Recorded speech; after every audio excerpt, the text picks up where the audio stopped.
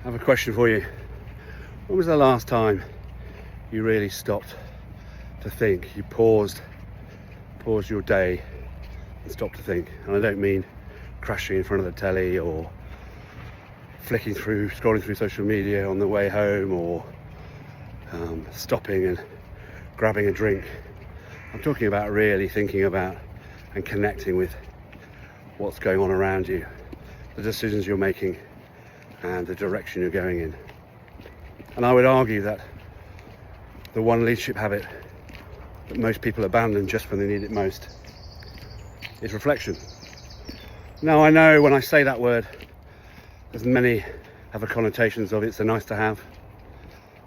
Sometimes it's linked to retreats or the well-being, but I would argue it's a leadership performance driver, strategic imperative, and crucial resource for us as leaders.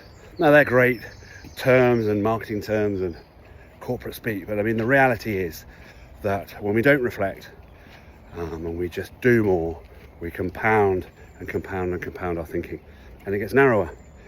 And with narrower thinking, our judgment gets foggy, things become a little bit more chaotic, and we lose perspective, essentially. Why do we do it? I think from research and from my understanding of the psychology around the human approach to learning and to reflection, we're wired to act, we're wired to do, and we hang a lot of our desire for action and being active with adding value, being of value, being productive, and yet the very key resource when we're busy is just to take some time out and reflect from the noise. Take a moment, let the noise pass,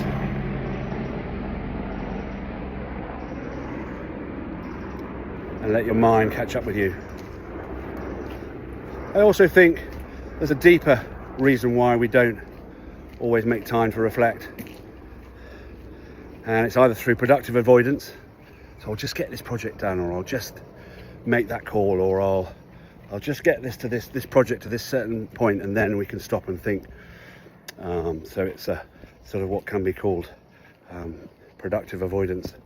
And the other one is avoidance, conscious or not, that when we stop and think and we take a time out and pause and get some perspective, it's uncomfortable.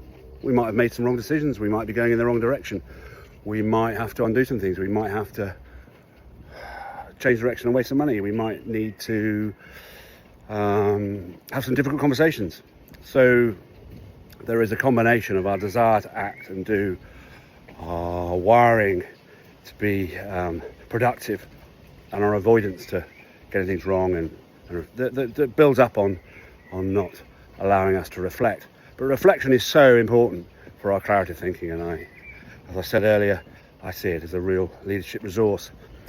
And within reflection, there's two things that make reflection amplified and doubly powerful. The first is nature. So nature, and I've got a few videos that I can share that on the different aspects of nature, but basically being in nature, we're of nature.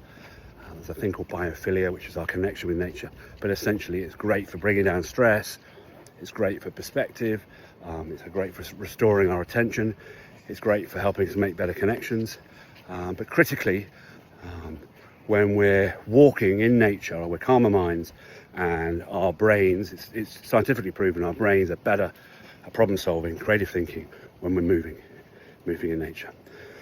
So of the three things that I would really recommend around reflection, one is get out the space you're normally in, ideally in nature, and get moving. The other one is candid questions. So again, key part of reflection is that on our own, if we're not courageous enough, we're not being candid enough with ourselves, if we're not asking the questions that we're avoiding, or the questions that not being asked but we need to ask them, then we sit at a very shallow level.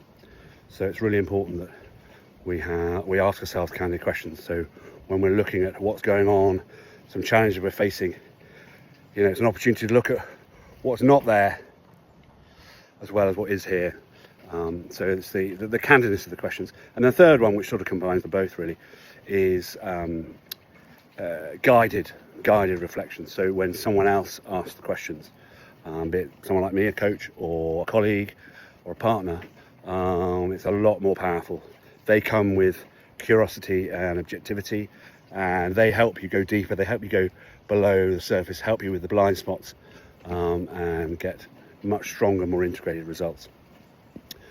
So finally, I just want to reiterate that no matter how busy you feel you are, and no matter how much your mind and your habits are screaming for you to, and your inner critic is screaming for you to do more, I'd really invite you to look at how you can make this leadership habit of reflection a consistent habit in your day, where you take time to stop in the environment you're in and get out into a neutral environment, ideally nature, and really work through what's going on for you. It's a key asset in your leadership performance, and it is certainly not a nice to have. And so a couple of requests. One is just build it into your day, get out, take your teams out. I think as leaders, model the way, so the more you can get out and do that. And the other one is, if you are really struggling and you're feeling that narrowing, and your decisions are being impacted and your business being impacted, then get in touch, and I can take you for a virtual walk, or side by side, and my combination of candid questions, walking in the presence of nature, and an objectivity can really help you get that fresh perspective and that clarity that you really need from that narrowing environment you're in. All right, be inspired.